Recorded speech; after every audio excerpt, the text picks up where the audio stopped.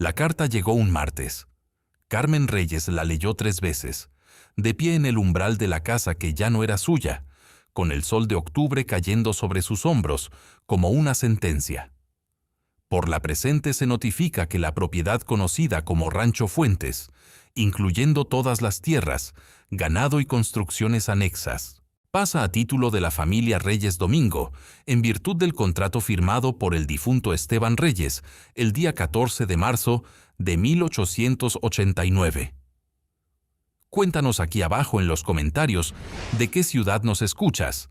Dale clic al botón de like y vamos con la historia. El papel temblaba entre sus dedos, aunque el viento en ese rincón del territorio de Nuevo México era manso esa mañana. No era el viento lo que hacía temblar la carta. Era ella.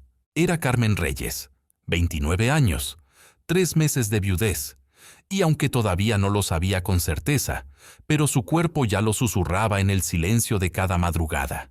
6 semanas de vida nueva, creciendo dentro de ella, sin saber aún en qué mundo había llegado a germinar. Esteban llevaba 92 días muerto. 92 días desde que Rodolfo Reyes, hermano mayor de su esposo, había llegado al rancho con su sombrero de fieltro negro y sus botas relucientes, y esa sonrisa de condolencia que Carmen siempre supo que era falsa como moneda de latón.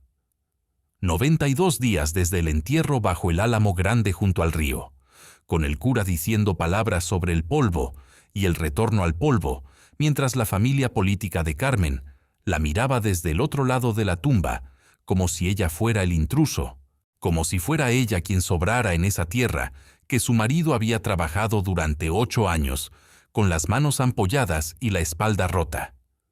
Esteban Reyes había sido un hombre bueno, un hombre que se levantaba antes del sol y se acostaba cuando las estrellas ya llevaban horas en el cielo.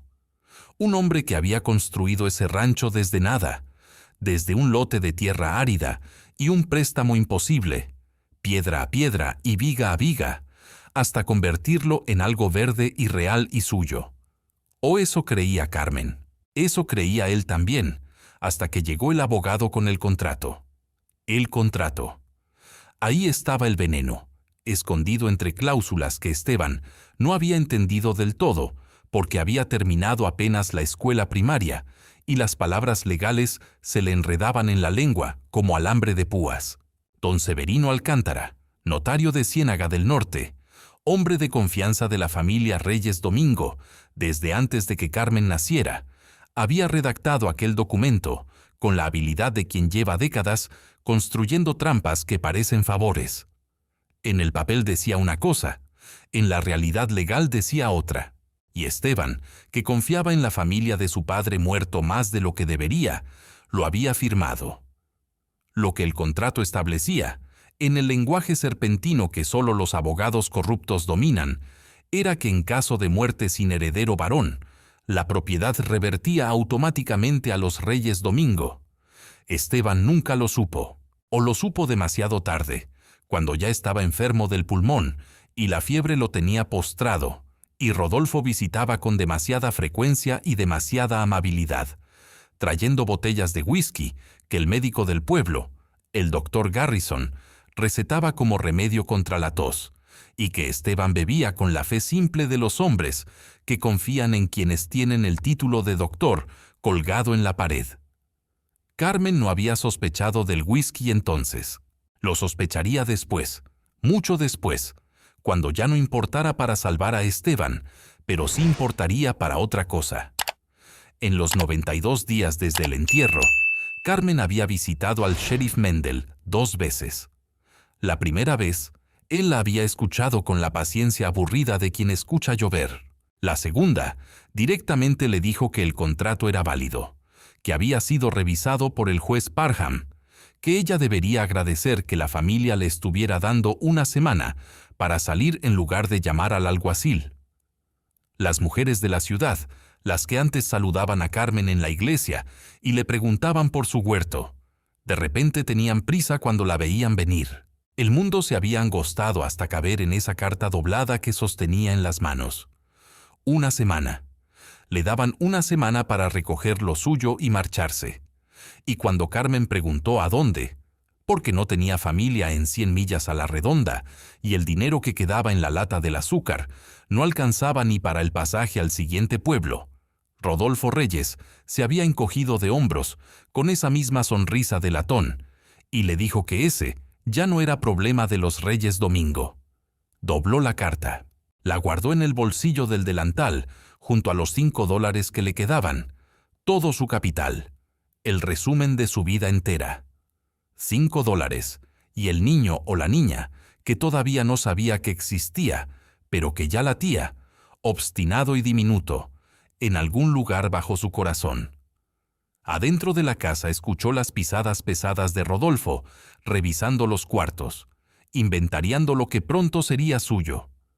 Carmen no entró. Se quedó en el umbral, mirando el álamo junto al río donde Esteban dormía su sueño sin fin, y tomó la única decisión que le quedaba: caminar hacia el oeste, hacia las colinas donde dicen que hay una ciudad que ya no es ciudad, donde los edificios se caen solos y los únicos habitantes son las lagartijas y el viento.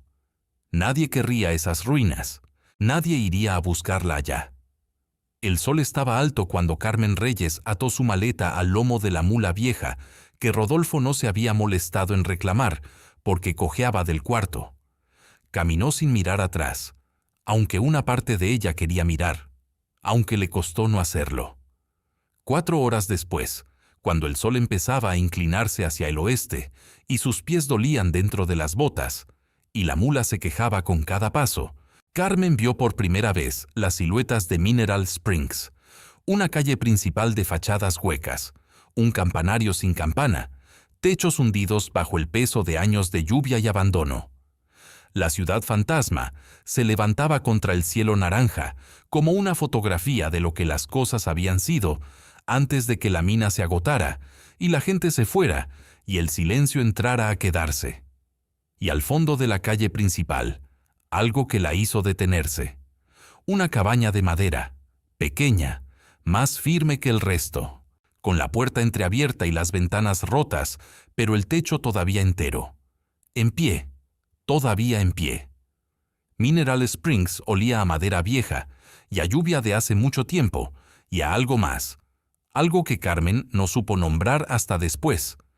Olía a historias que nadie había terminado de contar. Se acercó despacio, con la cautela de quien ha aprendido en 92 días que el mundo está lleno de trampas, disfrazadas de regalos. La calle principal de la ciudad muerta era una sucesión de heridas, el hotel con las ventanas ciegas, la herrería convertida en esqueleto de madera chamuscada, el salón cuya barra todavía se adivinaba a través de la puerta caída. Las tablas del suelo de madera crujían bajo sus pasos, como si se quejaran de que alguien se hubiera acordado de ellas. La cabaña al fondo era diferente. Alguien la había construido para durar. Las vigas eran de pino serrano, gruesas y bien encajadas, y aunque el adobe de los huecos entre tablas se había desmoronado en partes, la estructura principal resistía con la terquedad de las cosas que fueron hechas con cuidado. Carmen empujó la puerta con la punta de la bota. Se dio con un gemido de bisagras oxidadas. Adentro, penumbra, polvo suspendido en el aire, el olor denso de años cerrados, una silla caída, una mesa con 2 patas rotas inclinada contra la pared como un borracho, una chimenea de piedra con cenizas que llevaban tanto tiempo allí que ya eran parte del suelo, y en el rincón, cubierto por una lona que el polvo había vuelto del color de la tierra, algo rectangular y promisorio. Carmen se quedó en el umbral un momento. Escuchó el silencio de Mineral Springs, que era un silencio distinto al de otros lugares, más antiguo, más lleno. Luego entró. La lona cubría una caja de herramientas de carpintero, sierras oxidadas pero funcionales, clavos en un frasco de vidrio, un martillo con mango de madera oscurecida por el uso. Carmen las sacó una a una con la reverencia de quien encuentra reliquias. Debajo de la caja, contra la pared, había algo más, un rifle Henry de palanca, viejo pero completo, y junto a él una bolsa de cuero con 20 cartuchos. Las manos de Carmen se detuvieron sobre el rifle. Le habían enseñado que las mujeres eran frágiles. Pero al sostener ese rifle por primera vez, al sentir el peso frío del metal contra sus palmas, algo en esa enseñanza empezó a resquebrajarse en silencio. Lo cargó con torpe determinación, recordando lo que había visto hacer a Esteban. Los dedos le temblaron, pero no se rindieron. Exploró el resto de la cabaña con el rifle en el doblez del brazo. Detrás de la chimenea, oculto por una piedra suelta que sonó hueca cuando la golpeó con el talón, encontró un hueco en la pared. Adentro, una Biblia familiar con páginas amarillas y nombres escritos en la guarda. Familia Hartwell, establecida en Mineral Springs, 1871. Una fotografía en daguerrotipo de un hombre, una mujer y 3 niños delante de la cabaña, y un baúl pequeño con cerradura rota que contenía 2 mantas de lana, ropa de mujer más o menos de su talla, y en el fondo, envueltos en tela de algodón, 3 ladrillos de plata fundida del tamaño de su puño. Carmen se sentó en el suelo con los ladrillos en el regazo y los miró durante un tiempo largo. Afuera, la mula rebuznó.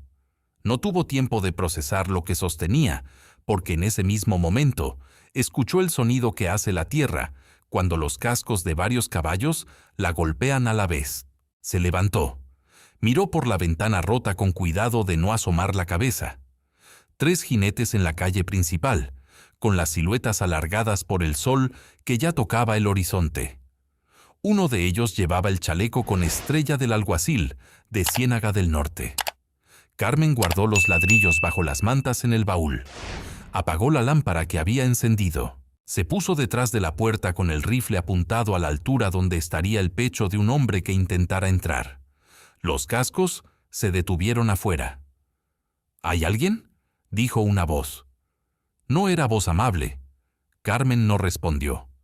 El corazón le golpeaba en las costillas como un animal encerrado. Don Rodolfo dice que su cuñada puede haber venido por aquí. Solo queremos asegurarnos de que esté bien. Pausa. El chirrido de una silla de montar al desmontar. Pasos en la madera del porche. Señora Reyes, si está adentro, salga. Esto es propiedad privada. Propiedad privada. Carmen sintió algo endurecerse en el centro del pecho, como una semilla que de golpe echa raíz. Propiedad privada de nadie. Ciudad abandonada. Nadie había pagado impuestos sobre esta tierra en 20 años.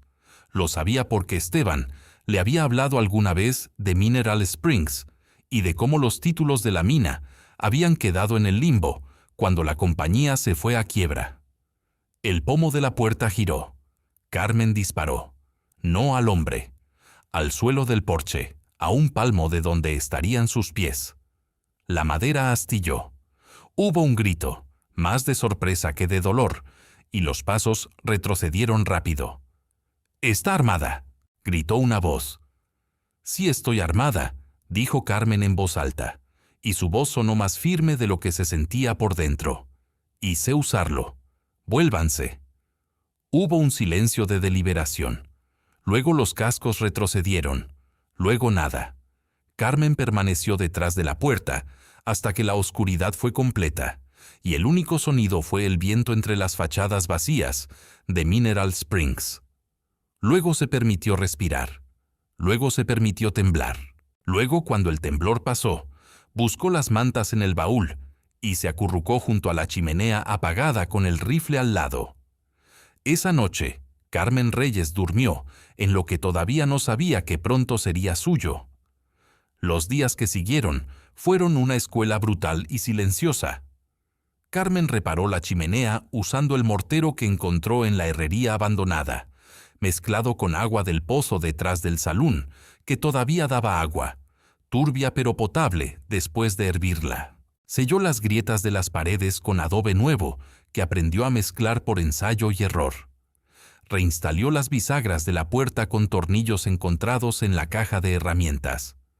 Para el frío de las noches, aprendió a construir fuego de manera eficiente, usando la menor cantidad de leña posible, porque los árboles de Mineral Springs no eran generosos.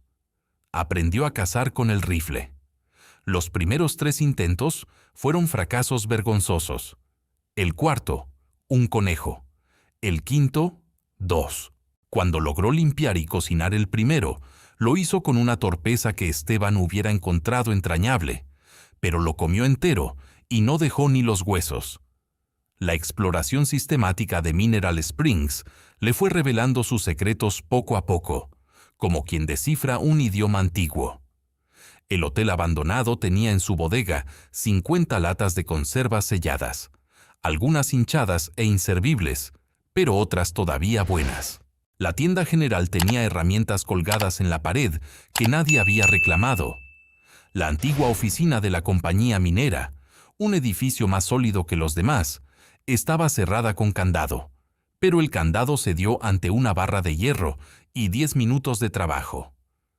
Dentro de la oficina minera fue donde encontró el primer hilo del tejido, un archivador de metal contra la pared del fondo, con 4 cajones. Los primeros 3, documentos de la compañía, listas de trabajadores, facturas de maquinaria, registros de producción. El cuarto cajón estaba sellado con cera. Carmen rompió el sello. Adentro, un libro de contabilidad, pequeño, con la cubierta de cuero marrón desgastado. No era un libro de la compañía, era personal. La letra era de mujer, apretada y cuidadosa, con la precisión de alguien que ha aprendido a escribir con esfuerzo y no desperdicia el papel. Diario de Margaret Hartwell, Mineral Springs, Nuevo México, 1878-1882.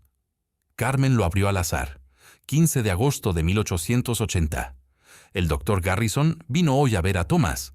Le recetó el mismo jarabe que le dio a los Kellner antes de que el padre muriera. Thomas se niega a tomarlo, pero yo lo mezclo con el café como el doctor dice. El doctor dice que es lo mejor.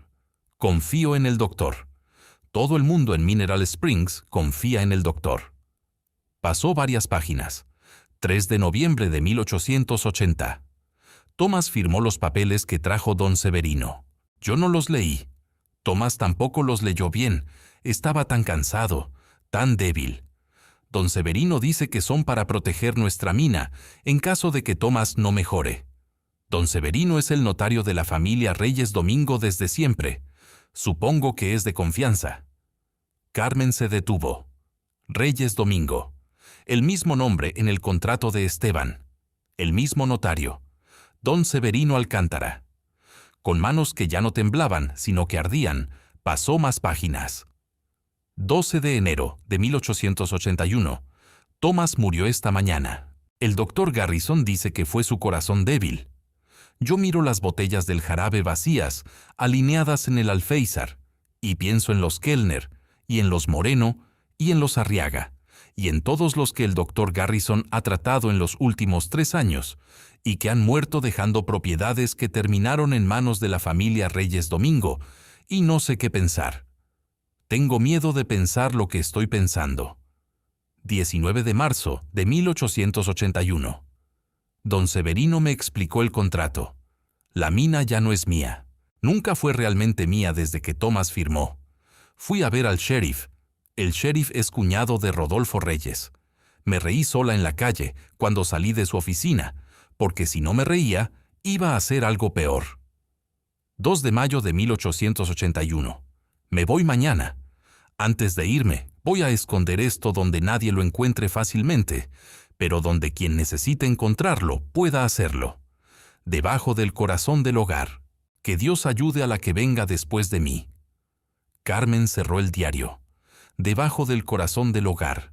La chimenea.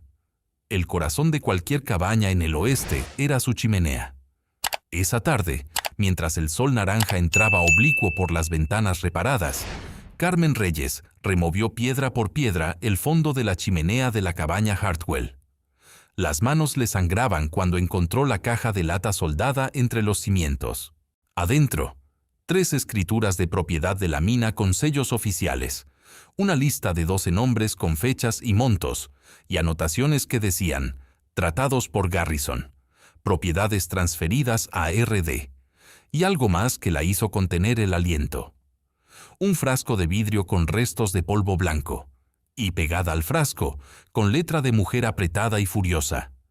Esto mató a Thomas y a los otros. Pregúntenle al Dr. Garrison. Afuera de Mineral Springs, a 1 milla de distancia, Carmen llevaba 3 días sintiendo la presencia de alguien que la vigilaba. Había visto el humo de una hoguera en las colinas al amanecer.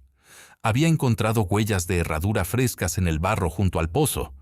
No quedaba tiempo. Guardó el frasco, el diario y las escrituras en su bolsa de cuero, y esa noche los leyó, hasta que la lámpara se quedó sin aceite, construyendo en su mente el mapa de un crimen que llevaba décadas ocurriendo, una cadena de maridos envenenados y viudas expulsadas, y propiedades absorbidas por la familia Reyes Domingo, con la complicidad sonriente del Dr. Garrison y el notario don Severino Alcántara. En esa cadena, el eslabón más reciente era Esteban, y Carmen había estado a punto de ser la última viuda que simplemente se marchaba. La noche del 4.º día, Carmen descubrió que no estaba sola en Mineral Springs. Había bajado al sótano de la antigua oficina minera, siguiendo un mapa a mano encontrado entre los documentos de Margaret.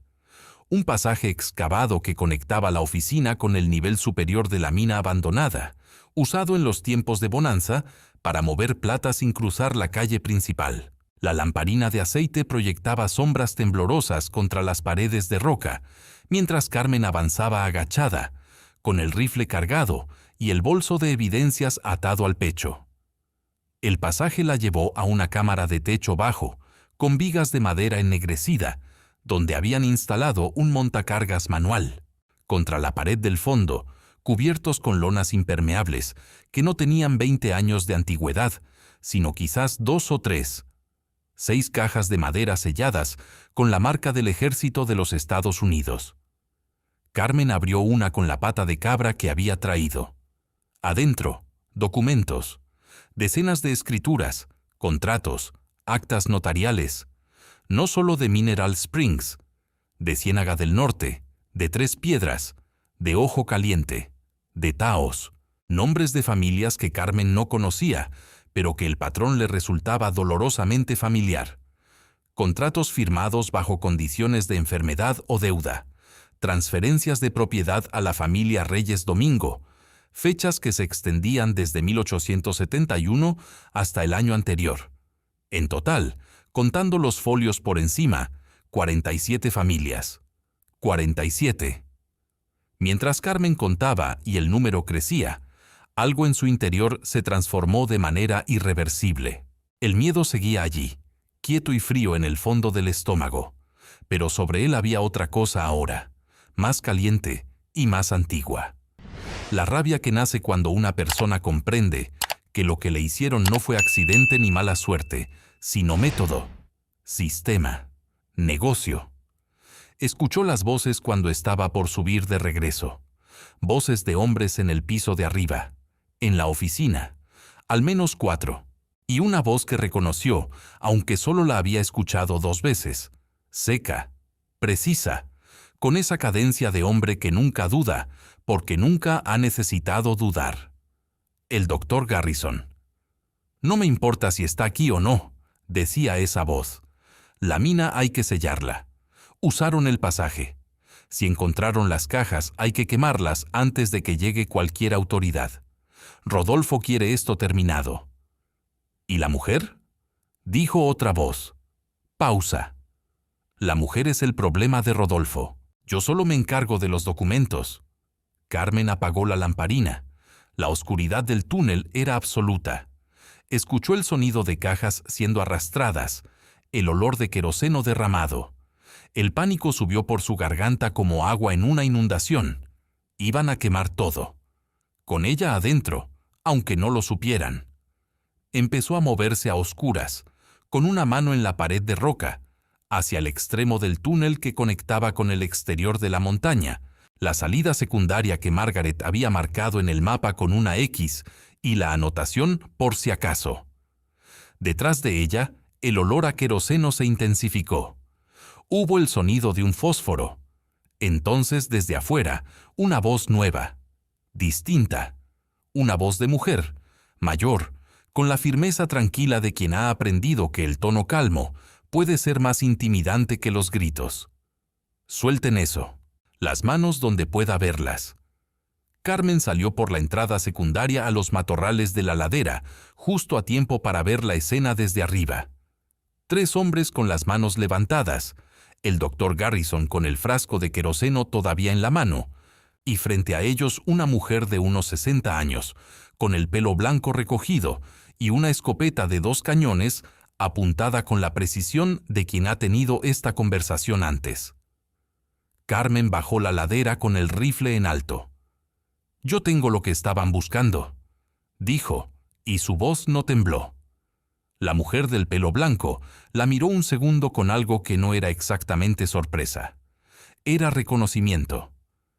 «Sabía que eras real», dijo la mujer. «Llevo 3 días vigilando. Me llamo Nora Whitfield. Hace 20 años me hicieron lo mismo que te acaban de hacer a ti». Una pausa breve, sin apartar la escopeta de los hombres. «Más vale que hablemos». El doctor Garrison intentó argumentar que no había hecho nada ilegal, que los documentos eran de su cliente, que tendría que hablar con el abogado. Nora Whitfield lo calló con un gesto de la escopeta. Ataron a los 3 hombres con la reata de la mula de Carmen. Garrison protestó que era el médico de medio territorio. Carmen lo miró con el frasco de polvo blanco que había encontrado en la caja de Margaret Hartwell. «¿Reconoce esto, doctor?», dijo. La cara de Garrison se volvió del color de la cal. Esa noche, mientras los hombres atados esperaban bajo la guardia de Nora, Carmen entendió que la batalla legal no había hecho más que comenzar. Pero por primera vez desde el entierro de Esteban, tenía pruebas, tenía un testigo y tenía, aunque todavía no lo nombrara así, un propósito que era más grande que su propio dolor. Llevar a Garrison y a los capangas ante las autoridades resultó ser la parte más fácil de lo que vendría. Nora Whitfield conocía el territorio como quien ha pasado 20 años moviéndose por él con cuidado. Había sobrevivido a su propia expulsión, conservando la cabeza baja y los ojos abiertos, construyendo una vida discreta en Taos, mientras juntaba pacientemente fragmentos de evidencia que nunca habían sido suficientes por sí solos. Lo que Carmen había encontrado en la mina de Mineral Springs era el fragmento que faltaba.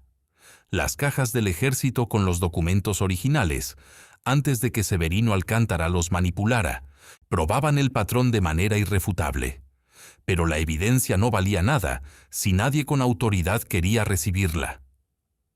El marshal territorial, un hombre llamado Briggs, que Carmen encontró en su oficina de Taos, la escuchó con la misma paciencia aburrida del sheriff Mendel. Cuando Carmen puso sobre la mesa las escrituras originales y el diario de Margaret Hartwell y el frasco del polvo, Briggs los miró como si fueran objetos decorativos. «Señora», dijo, «el doctor Garrison tiene amigos en Santa Fe. El notario Alcántara lleva 30 años en ese cargo. Rodolfo Reyes donó el edificio de la escuela el año pasado. Estas cosas llevan tiempo». «Tengo 47 familias en esos documentos», dijo Carmen. «Tiempo», repitió Briggs, y abrió un cajón, y la conversación terminó. Fue Nora quien conocía a Eliza Marsh. Eliza Marsh tenía 54 años, era viuda desde los 32, y dirigía la pensión más respetada de Taos, con la eficiencia silenciosa de una mujer que ha aprendido que el poder real rara vez hace ruido. Había pasado 20 años siendo exactamente lo que la sociedad del territorio esperaba de una viuda honrada y laboriosa, acumulando con esa misma paciencia la confianza de medio pueblo, las deudas de gratitud de docenas de familias y los secretos que la gente confía sin querer a quien les prepara la cama y les sirve el desayuno. «Necesitan a alguien que hable por ustedes», dijo Eliza esa tarde en su cocina, con café y pan de maíz sobre la mesa. «A alguien a quien no puedan callar fácilmente». «¿Quién?», dijo Carmen. «Hay un periodista del Albuquerque Morning Journal que lleva 6 meses en la región investigando corrupción en los títulos de tierra. Se llama Samuel Hewitt. Briggs lo ha estado evitando desde que llegó». Nora asintió con la cabeza. Lo había visto preguntar en los pueblos. «Está en Ciénaga del Norte ahora mismo», dijo Elisa, preguntando sobre la familia Reyes Domingo. Carmen los encontró al día siguiente en el único restaurante de Ciénaga del Norte. Samuel Hewitt, 38 años, con lentes y chaleco de periodista, y el bloc de notas siempre en la mano, rodeado de negativas y puertas cerradas desde hacía semanas. Cuando Carmen puso sobre la mesa de madera las escrituras, el diario de Margaret y la lista de 47 familias, Hewitt no dijo nada durante 1 minuto completo. Solo leyó. «Esto es suficiente para acabar no solo con Garrison», dijo al fin. «Esto llega hasta el gobernador». Lo que siguió fue una semana de terror ordenado. Rodolfo Reyes, que tenía oídos en cada taberna del territorio, supo en menos de 3 días que Carmen había encontrado las cajas y que había un periodista de Albuquerque con los documentos. La respuesta fue sistemática. 2 hombres siguieron a Hewitt, desde su pensión hasta la oficina de telégrafos, y le advirtieron en términos que no requerían interpretación. Elisa Marsh apareció una mañana con la ventana de la cocina rota y una nota que decía que los accidentes ocurrían. Un hombre que había trabajado para la familia Hartwell 20 años atrás y que Nora había localizado como testigo potencial, se retractó de golpe sin dar explicaciones, con los ojos de quien ha recibido una visita que no quiere describir. Carmen, a quien Nora había enseñado a cambiar de ruta y de horario sin que pareciera sospechoso, llegó a la pensión de Elisa una tarde para encontrar que alguien había registrado su cuarto. Habían revuelto el colchón y abierto el bolso que dejó como señuelo. Las evidencias reales las llevaba siempre encima. Fue esa misma tarde, mientras reordenaba el cuarto revuelto, cuando Carmen encontró el papel metido bajo la puerta. Una lista escrita a mano, con los nombres de 4 viudas que vivían en Taos y alrededores. Debajo de cada nombre, una dirección. Sin firma, sin explicación. Fue con las 4. Las 4 la recibieron con la misma expresión. Precaución seguida de algo que se parecía al alivio de quien ha guardado un secreto demasiado tiempo. Las 4 habían perdido maridos en circunstancias que el doctor Garrison había certificado como naturales. Las 4 habían firmado documentos que no entendían del todo ante don Severino Alcántara. Las 4 habían ido al sheriff y habían recibido la misma pared de cortesía vacía.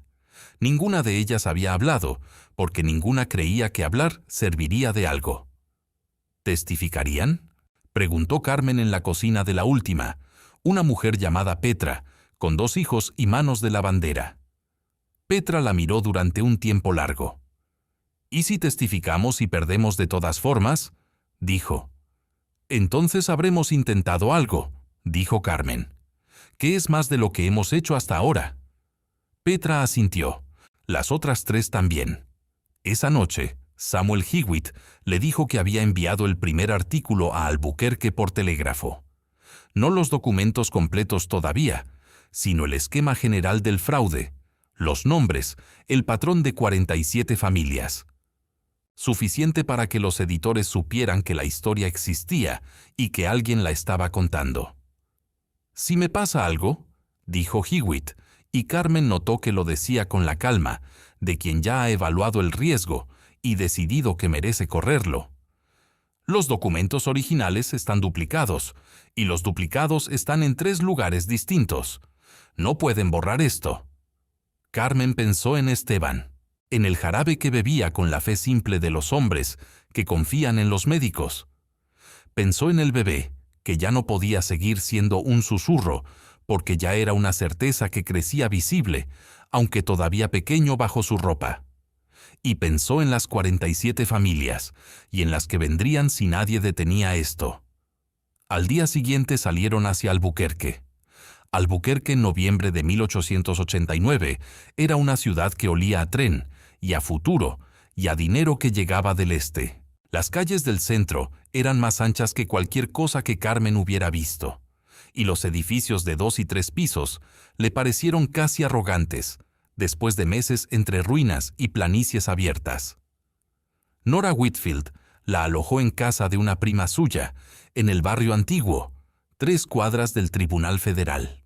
Eliza Marsh llegó 2 días después con sus propias notas y con algo más valioso: 3 cartas de comerciantes y funcionarios de Taos que habían observado durante años las actividades de Garrison y Alcántara sin querer meterse, y que ahora, ante la perspectiva de que la historia saliera de todas formas, preferían que constara que habían cooperado. El abogado que Nora consiguió se llamaba Ramón Espinosa. Había estudiado en Filadelfia, tenía 40 años, y la expresión de quien lleva una vida buscando exactamente este tipo de caso. Cuando vio los documentos, se frotó las manos con la lentitud deliberada de un hombre que se permite un momento de satisfacción antes de ponerse a trabajar. «Presentamos la denuncia ante el juez federal Harlan», dijo. «Es el único en el territorio que los Reyes Domingo no han logrado tocar, o no todavía. Los preparativos para el testimonio fueron 4 días de trabajo sostenido. Repaso de las evidencias, simulacros de interrogatorio, donde Espinosa le preguntaba lo que preguntaría la defensa, y Carmen aprendía a responder sin enfadarse ni desviarse, explicación de los procedimientos legales que a Carmen le resultaban tan ajenos como un idioma extranjero. «Van a intentar desacreditarte», le dijo Espinosa una tarde, directo. «Van a decir que eres una viuda analfabeta, que no entiendes los documentos, que fuiste manipulada por Hewitt. Cada vez que lo hagan, quiero que recuerdes que tienes en las manos las pruebas físicas, no lo que recuerdas, lo que encontraste, lo que existe». «No soy analfabeta», dijo Carmen. «Lo sé», dijo Espinosa, «pero ellos lo van a decir de todas formas. Y tienes que estar lista para que no te afecte. Los Reyes Domingo no estaban inactivos. La noche del tercer día en Albuquerque, 2 hombres detuvieron a Carmen y a Nora en la calle, a media cuadra de la casa. No sacaron armas, no hizo falta. Uno de ellos puso un sobre en las manos de Carmen. Adentro, $200 en billetes nuevos y una nota con la letra de Rodolfo Reyes, que decía que si salía del territorio en las próximas 48 horas, el dinero sería el doble y nunca volvería a ser molestada.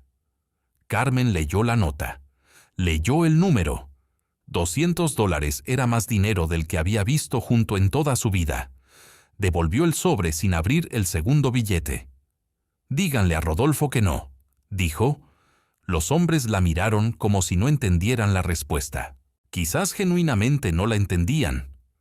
Esa misma noche, alguien entró al despacho de Espinosa y revolvió los archivos buscando los documentos originales.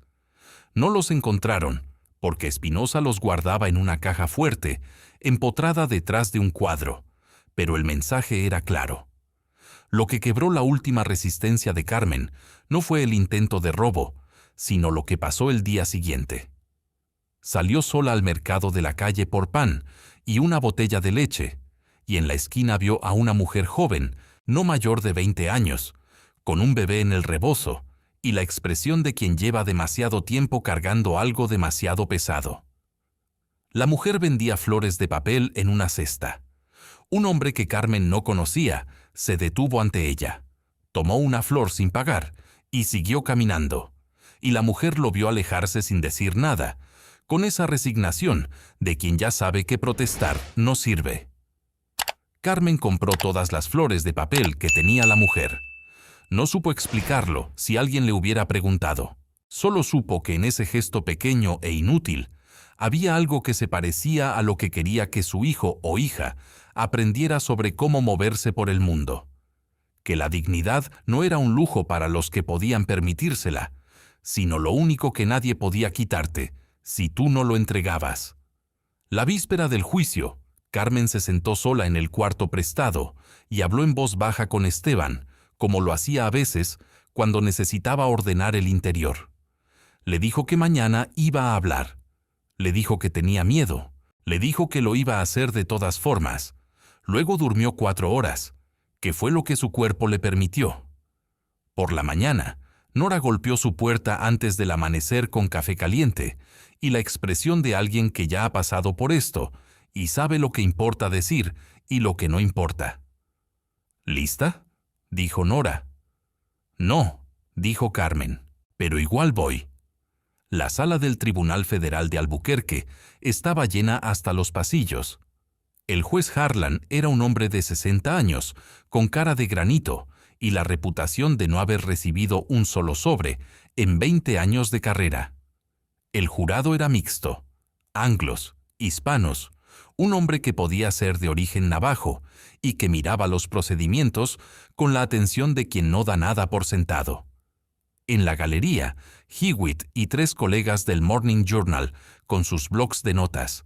En la primera fila del público, Eliza Marsh, con sus cartas de comerciantes, Petra y las otras 3 viudas de Taos, y media docena de hombres y mujeres, cuyas caras Carmen no conocía, pero que Espinosa le había dicho que eran familiares de las 47 víctimas que habían podido llegar.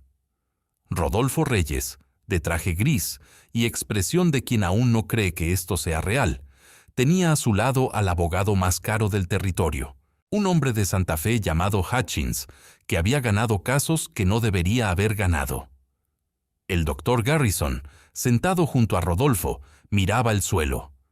Los testimonios de la mañana construyeron el andamiaje.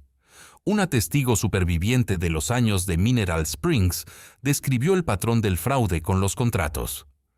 Espinosa presentó los documentos de las cajas del ejército ante el jurado. Un experto en grafología de Santa Fe declaró que al menos 12 de los contratos mostraban alteraciones posteriores a la firma original, alteraciones consistentes con la caligrafía de Severino Alcántara. Por la tarde llamaron a Carmen. Se sentó en el estrado con las manos juntas sobre el regazo y la espalda recta. El vientre, ya visible bajo la ropa, no era algo que pudiera esconder ni quería hacerlo. Era parte de la historia. Espinosa la guió a través de la narración, la muerte de Esteban, los 92 días, la carta de notificación, la cabana de Mineral Springs, el diario de Margaret Hartwell, el pasaje de la mina, las cajas del ejército, el frasco de polvo blanco. Cuando terminó, Hutchins se levantó. El contrainterrogatorio duró 40 minutos y fue exactamente lo que Espinosa le había advertido. ¿Había ella estudiado más allá del 4º grado? ¿Hablaba inglés suficientemente bien para leer los contratos legales en ese idioma? ¿Tenía ella algún conocimiento de química para afirmar que el polvo blanco era veneno? No era posible que hubiera sido manipulada por el periodista Hewitt, que tenía sus propios intereses en desacreditar a ciudadanos respetables. ¿No era cierto que había disparado un arma contra representantes de la ley en Mineral Springs? Carmen respondió cada pregunta con calma. No buscó simpatía ni dramatismo. Dijo lo que sabía, dijo lo que no sabía, señaló los documentos físicos, cada vez que Hutchins intentaba reemplazar la evidencia concreta con sus suposiciones. Cuando Hutchins dijo que el hallazgo de las cajas podía haber sido fabricado, que nadie había corroborado independientemente que existieran antes de que Carmen las encontrara, la sala se tensó. Era el punto más débil de la acusación. La cadena de custodia de los documentos pasaba por las manos de Carmen, una viuda sin educación formal, antes de pasar por las de Hewitt, un periodista con intereses propios. Fue entonces cuando se escuchó la puerta de la sala abrirse. Todos miraron. Un hombre de unos 45 años, con la ropa del viaje todavía puesta, con una maleta de cuero en la mano y la expresión de quien ha tomado un tren de 4 días para llegar exactamente a tiempo. Un hombre que Carmen no reconoció, pero que Nora Whitfield, en la galería, reconoció de inmediato, porque Nora había pasado 20 años construyendo el mapa de todo esto. «Su señoría», dijo Espinosa, que sí lo esperaba. La acusación llama a William Hartwell, sobrino de Thomas Hartwell, residente en Denver, Colorado. William Hartwell se sentó en el estrado con la maleta en los pies. De la maleta sacó un sobre sellado. Del sobre sacó un paquete de cartas. 16 cartas que su tío Thomas le había enviado entre 1879 y 1880, describiendo con detalle el proceso de firma del contrato con Alcántara, la visita del doctor Garrison, la progresión de su enfermedad y su creciente sospecha de que el jarabe que tomaba no lo estaba curando sino todo lo contrario. En la última carta, fechada 3 meses antes de su muerte, Thomas Hartwell escribía que había escondido documentos en la mina y que si algo le pasaba, su sobrino debería buscarlos. Las cartas corroboraban el diario de Margaret. Las cartas corroboraban las fechas. Las cartas nombraban al doctor Garrison y al notario Alcántara con nombres y fechas y circunstancias. Hutchins intentó objetar que las cartas eran hearsay, comunicaciones privadas sin autenticación formal. El juez Harlan lo miró por encima de los lentes y dijo que estaba admitiendo las cartas como corroboración de documentos físicos ya en evidencia, y que si Hutchins quería seguir objetando, podía presentar sus argumentos por escrito al final del día. Hutchins se sentó. La deliberación del jurado duró 3 horas y cuarto. Carmen las pasó en el pasillo del tribunal con Nora a su lado, que no dijo nada en todo ese tiempo, porque había aprendido que a veces el silencio es más compañía que las palabras. Eliza Marsh trajo café. Las 4 viudas de Taos esperaron en el banco de madera frente a las ventanas que daban a la calle, con la compostura de mujeres que ya han esperado cosas más difíciles. La campanada que anunciaba el regreso del jurado fue la cosa más larga que Carmen había escuchado en su vida. El portavoz del jurado, el hombre de aspecto navajo que había mirado el proceso con atención total, se puso de pie. Culpable, en todos los cargos. Rodolfo Reyes pareció encogerse en su silla, como si alguien le hubiera sacado el aire. El doctor Garrison apoyó la frente en las manos y no la levantó. El juez Harlan dictó sentencia inmediata. Prisión federal para Garrison y Alcántara. Cargos pendientes contra Rodolfo Reyes, que serían juzgados en sesión separada, y declaración inmediata de nulidad de todos los contratos afectados, lo que abría el proceso de restitución para las 47 familias. Luego el juez miró directamente a Carmen. Esta corte reconoce que la evidencia central de este caso fue encontrada y preservada por la señora Carmen Reyes de Fuentes, a riesgo de su propia seguridad, dijo. El título de la propiedad conocida como Rancho Fuentes, así como los derechos sobre la cabaña de Mineral Springs y sus terrenos adyacentes, son por la presente reconocidos como propiedad legal de la señora Reyes. Carmen salió del tribunal al aire de noviembre de Albuquerque, con los ojos llenos de lágrimas que no intentó contener. A su lado, Nora Whitfield, que había esperado 20 años por este momento indirecto, tampoco las contuvo. Era triunfo.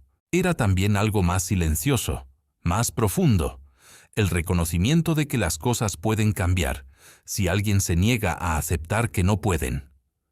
La primavera llegó al valle de Mineral Springs como un argumento. Donde Carmen había encontrado madera gris y ventanas ciegas, ahora había vidrio nuevo y pintura blanca y el sonido constante de trabajo. 3 familias que habían perdido sus propiedades en el esquema de los Reyes Domingo habían aceptado su oferta de establecerse en Mineral Springs y reconstruirla juntos, con sus propias manos y sus propias historias, en tierra que ahora era legalmente suya. El Rancho Fuentes, devuelto a Carmen por sentencia federal, había quedado a cargo de Petra y su familia durante los meses del juicio, y Petra lo había cuidado como si fuera propio, porque en cierto modo lo sentía así. Era la tierra de una mujer que había hablado cuando ellas no podían, y esa deuda se pagaba con trabajo honrado. Carmen vivía en la cabaña que había comprado por $5 al notario de Mineral Springs, un hombre de Albuquerque que no sabía lo que tenía y que firmó el título sin preguntarse mucho. $5. La cabaña que Margaret Hartwell había construido con su marido y abandonado con su corazón roto. La cabaña que había acogido a Carmen cuando el mundo la expulsó. La había transformado de una manera que hubiera dejado atónito a quien la vio la primera vez. Las vigas originales de pino seguían siendo la columna vertebral, sólidas y oscuras como siempre. Pero sobre ellas Carmen y los nuevos vecinos habían añadido un ala nueva, una cocina amplia con chimenea doble, ventanas de vidrio grueso que dejaban entrar el sol de invierno sin dejar entrar el frío. En la pared de la sala colgaba el daguerrotipo de la familia Hartwell, porque Carmen creía que los fantasmas de los que habían sufrido antes merecían ver que su historia no había terminado en vano. El hijo nació en abril, asistido por Nora Whitfield, que había aprendido algo de obstetricia en sus años de soledad activa. Nació fuerte y ruidoso, y con los ojos de su padre, y Carmen lo llamó Esteban, pero en privado ya sabía que iba a tener su propio nombre, uno que construiría él solo. Samuel Hewitt publicó la historia completa en 6 partes en el Albuquerque Morning Journal. La serie ganó atención en Denver, en St. Louis y eventualmente en Washington. Un legislador de Nuevo México usó el caso para impulsar una reforma de los procedimientos notariales en el territorio que endurecía los requisitos de comprensión para contratos con propietarios rurales. No era la ley perfecta, pero era una ley que no existía antes de que Carmen encontrara el diario de Margaret Hartwell bajo las cenizas de una chimenea. De las 47 familias documentadas, 31 recibieron restitución total o parcial de sus propiedades. 16 no pudieron recuperar lo perdido, porque los títulos habían pasado ya por demasiadas manos legales. Para esas 16, Carmen estableció con el dinero de la venta de los ladrillos de plata de la mina Hartwell un fondo que Espinosa administraba. No era justicia perfecta, pero era algo, y algo era infinitamente más que la nada que les habían dejado. Rodolfo Reyes fue juzgado en sesión separada 6 meses después. La imagen de Carmen entrando de nuevo al tribunal de Albuquerque, esta vez con el bebé en el rebozo y Nora a su lado, apareció en la primera página del Morning Journal y en 2 periódicos de Santa Fe. Fue condenado a 12 años. Eliza Marsh amplió su pensión y dedicó 3/4 a viudas en situación de desplazamiento, sin cobrarles hasta que tuvieran cómo pagar. Llamó al programa, sin demasiado drama, El Refugio. Carmen era su primera referente.